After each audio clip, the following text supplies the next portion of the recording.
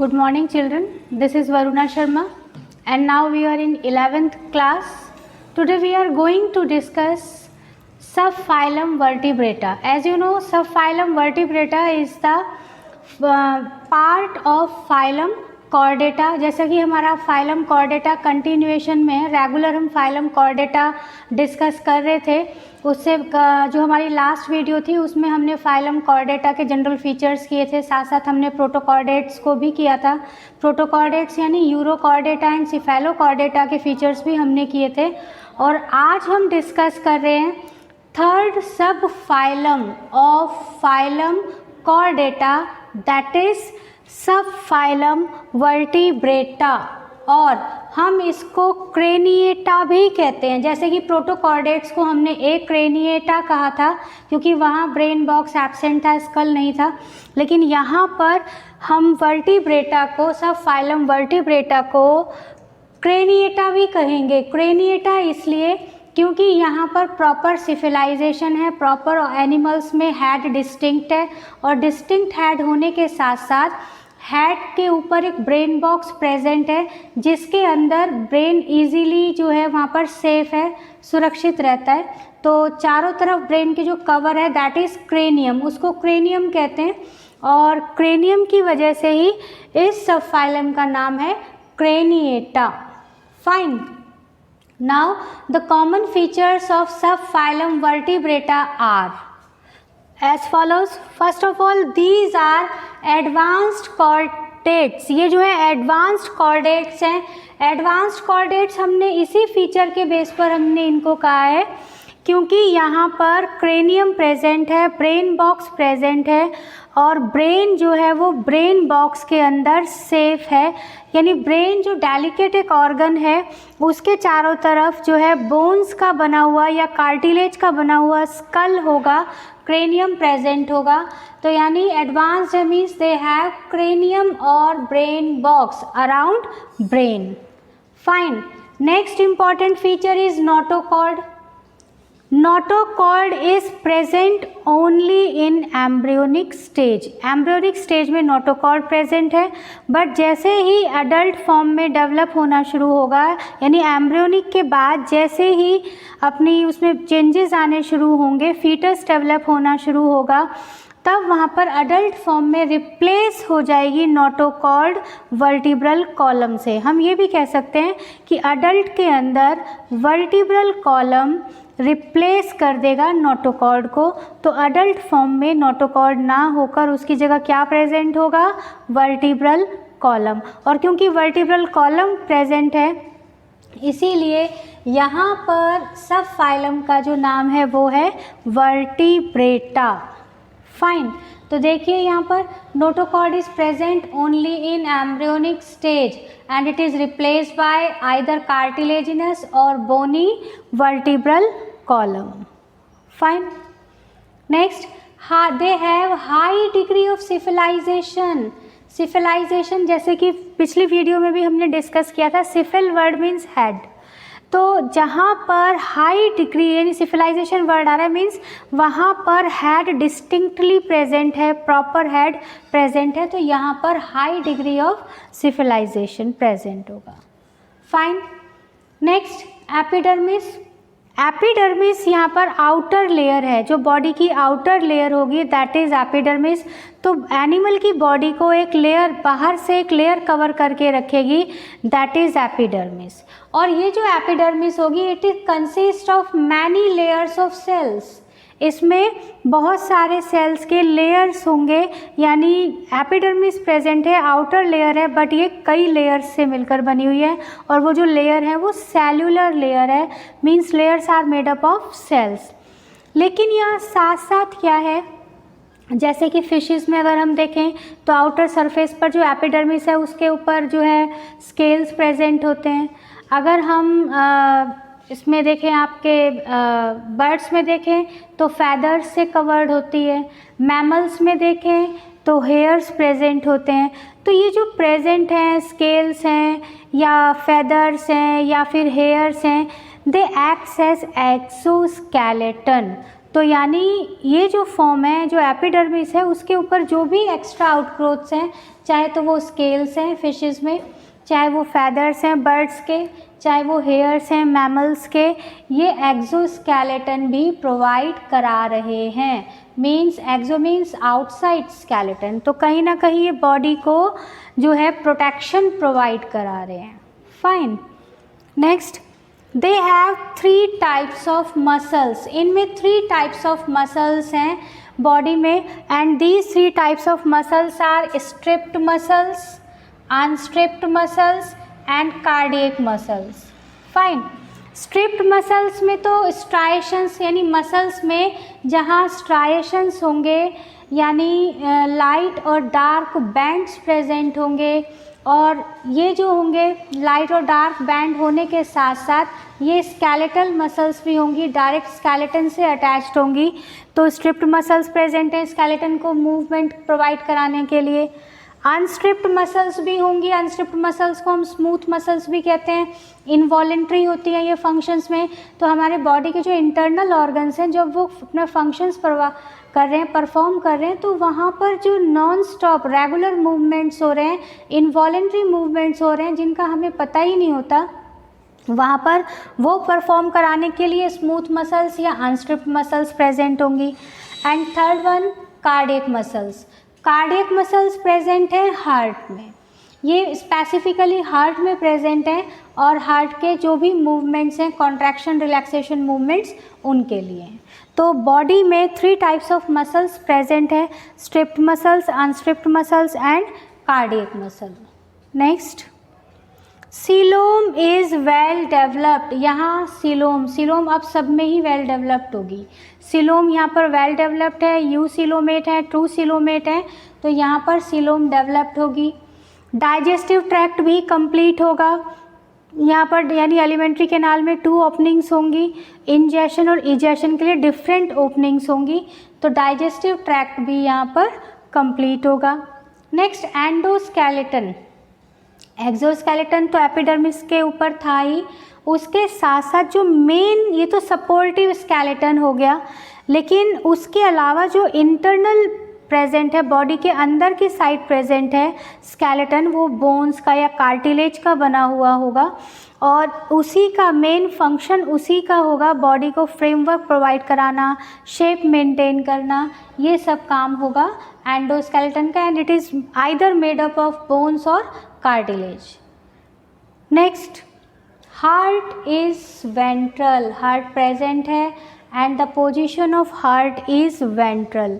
जैसे कि हम भी अगर लें तो आगे की साइड है, तो वेंट्रल, ये हमारी वेंट्रल साइड है, तो वेंट्रल हार्ट प्रेजेंट है और उसकी पोजीशन क्या है, वेंट्रल हार्ट प्रेजेंट है। जबकि नॉन कॉर्डेट्स में जो हार्ट है वो डॉर्सल साइड प्रेजेंट होता है, बट यहाँ पर जो कॉर्डेट्स हैं उनमें वेंट्रल हार्ट होगा।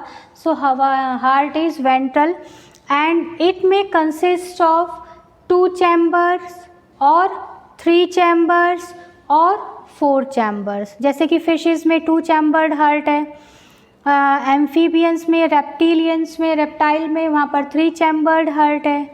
बर्ड्स में यानी एव्स में और मैमिलिया अगर हम लेंगे तो वहाँ पर 4 चैम्बर्ड हार्ट है। तो हार्ट यहाँ पर प्रेजेंट है। Chambers, number of chambers very करेंगे, 2 भी हो सकते हैं, 3 भी हो सकते हैं और 4 भी हो सकते हैं। फाइन। नेक्स्ट देखिए इम्पॉर्टेंट फीचर, सर्कुलेटरी सिस्टम यहाँ पर प्रेजेंट है, क्योंकि एडवांस्ड फॉर्म में है। अभी हम जो कर रहे हैं वो मोस्ट एडवांस्ड फॉर्म चल रही है यहाँ पर, तो यहाँ पर सर्कुलेटरी सिस्टम प्रेजेंट है and this circulatory system is closed type. Closed type circulatory system is present here, means blood flows in blood vessels, proper blood vessels present हैं जिनके अंदर ब्लड फ्लो कर रहा है। सो क्लोज सर्कुलेटरी सिस्टम है। और जो सर्कुलेटरी सिस्टम है ये यहाँ पर 2 टाइप्स ऑफ सर्कुलेटरी सिस्टम्स होंगे। First is blood vascular system, BVS, and second one is lymphatic system. जैसे ब्लड वेस्कुलर सिस्टम है जिसमें हार्ट और ब्लड वेसल्स ये सब आएंगे, इसी तरीके से लिम्फेटिक सिस्टम में लिम्फ और लिम्फेटिक वेसल्स, लिम्फ नोड्स, ये सब यहाँ पर होंगे इसके मेंबर्स। तो बॉडी में जो ट्रांसपोर्टेशन का काम कर रहे हैं वो blood vascular system and lymphatic system दोनों मिलकर कर रहे हैं। And RBCs are present in blood and these RBCs carry respiratory pigment hemoglobin. Next important feature, respiratory system. Respiratory system is well developed here. A proper respiratory organ is present in the body and depends upon the mode of habitat. जैसा भी mode of habitat होगा, aquatic है या terrestrial animal है, उसी के according यहाँ पर respiratory organ होगा। अगर एक्वेटिक एनिमल्स है तो दे रेस्पायर थ्रू गिल्स, और अगर टेरेस्ट्रियल है या एरियल है तो they respire through lungs. Main respiratory organ यही होंगे, बट जैसे फ्रॉग हैं यानी एम्फीबियंस हैं वो स्किन के थ्रू भी रेस्पिरेशन करते हैं, और अगर जैसे फ्रॉग टेरेस्ट्रियल भी है और उसके अलावा वो एक्वेटिक यानी पानी में भी चला जाता है, तो जब पानी में चला जाएगा तब माउथ से भी रेस्पिरेशन करेगा। तो माउथ से भी यहाँ पर रेस्पिरेशन होता है जिसको हम कहते हैं बक्कोफेरिंजियल रेस्पिरेशन। तो बक्कोफेरिंजियल रेस्पिरेशन भी शो करते हैं। तो ओवरऑल अगर हम ले तो इनमें रेस्पिरेटरी ऑर्गन्स होंगे gills, lungs, skin and buccopharyngeal that is mouth, buccopharyngeal cavity. Next excretion. जब किडनीज की बात आ गई तो ये किस सिस्टम को इंडिकेट कर रहे हैं? Excretion. So excretion takes place through one pair of kidneys. Kidneys अब बॉडी ऑर्गेनाइजेशन के ऊपर डिपेंड करते हैं कि किडनीज जो हैं वो प्रोनेफ्रिक टाइप है, मीजोनेफ्रिक टाइप है या मेटानेफ्रिक टाइप है, but one pair of kidneys are present here for excretion and osmoregulation. ये मैं पहले से भी कहती आ रही हूँ, डिस्कस हम करते आ रहे हैं, जो ऑर्गन एक्सक्रीशन करेगा वही ऑस्मो रेगुलेशन भी परफॉर्म कराता है। Nervous system. Nervous system is well developed here, most advanced type of nervous system is present here, and nervous system is divided into three types, or we can say three types of system consist here to perform all control and coordination of the body functions. First is the CNS, central nervous system. Second is the PNS, peripheral nervous system, and third one is the ANS, autonomic nervous system. Central nervous system consists of brain and spinal cord. Spinal cord. Peripheral nervous system consists of nerves. Peripheral nervous system में nerves होंगे। nerves किससे? brain से arise हो रहे हैं तो उनको हम कहते हैं cranial nerves, और जो spinal cord से arise हो रहे हैं वो होंगे spinal nerves। तो यहाँ पर peripheral nervous system में होंगे cranial nerves and second one spinal nerves. Fine. Spinal nerves तो जो स्पाइन है, स्पाइन के अकॉर्डिंग होंगे, जितने भी स्पाइन के अकॉर्डिंग जो नर्व्स अराइज हो रही हैं जगह जगह वो होंगे, और क्रेनियल नर्व्स का जो नंबर है वो डिपेंड करेगा एनिमल के अकॉर्डिंग कि एनिमल का बॉडी ऑर्गेनाइजेशन क्या है। ये इनका जो क्रेनियल नर्व्स का नंबर है वो 8 भी हो सकता है, 8 पेयर्स, 10 पेयर्स भी हो सकते हैं और 12 पेयर्स भी हो सकते हैं। और जो ऑटोनॉमिक नर्वस सिस्टम है, autonomic nervous system is self regulated nervous system and it consist of sympathetic and parasympathetic nervous system. यानी बहुत सारे इन्वॉलेंट्री एक्शंस को यहाँ कैरी हो रहे हैं, बहुत सारे इन्वॉलेंट्री एक्शंस को कंट्रोल करना, यानी पहले वो एक्शंस होना और फिर उनको कंट्रोल करना, ये सब होगा ऑटोनॉमिक नर्वस सिस्टम में। फाइन। क्रेनियल नर्व्स, और ये जो क्रेनियल नर्व्स हैं ये ऑर्गेनिज्म के या एनिमल के ऑर्गेनाइजेशन के ऊपर डिपेंड करेंगी कि उस बॉडी ऑर्गेनाइजेशन कैसा है। तो जो क्रेनियल नर्व्स हैं वो 8 पेयर्स भी हो सकती हैं, 10 पेयर्स भी हो सकती हैं और 12 पेयर्स भी हो सकती हैं। जैसे अगर जो फाइलम वर्टिब्रेटा है, फाइलम वर्टिब्रेटा में 2 सेक्शंस हैं, section Agnatha and section Gnathostomata. Already हम डिस्कस कर चुके हैं इसको अपनी पिछली वीडियो में जहां हमने क्लासिफिकेशन डिस्कस किया था। तो एग्नेथा, जो सेक्शन एग्नेथा है, उनमें आइदर 8 और 10 पेयर्स, या तो 8 या फिर 10 पेयर्स होंगे, यानी 8 या फिर 10 पेयर्स क्रेनियल नर्व्स हैं। और जो ग्नैथोस्टोमेटा हैं उसमें 10 और 12 पेयर्स क्रेनियल नर्व्स होंगे।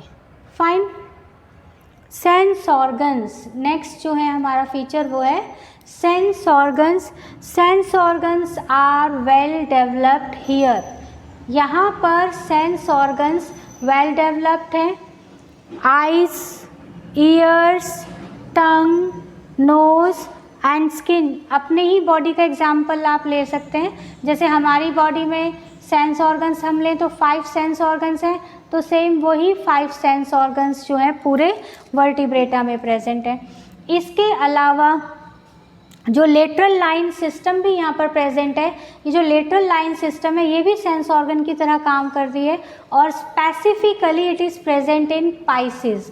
जो सुपर क्लास पाइसिस है ग्नैथोस्टोमेटा में, उसमें ये प्रेजेंट है, लगभग उसके सारे ही मेंबर्स में प्रेजेंट है lateral line system. Endocrine glands, endocrine glands यहाँ पर प्रेजेंट है। देखिए ग्लैंड्स जो हैं वो 2 टाइप्स के होते हैं, exocrine glands and endocrine glands.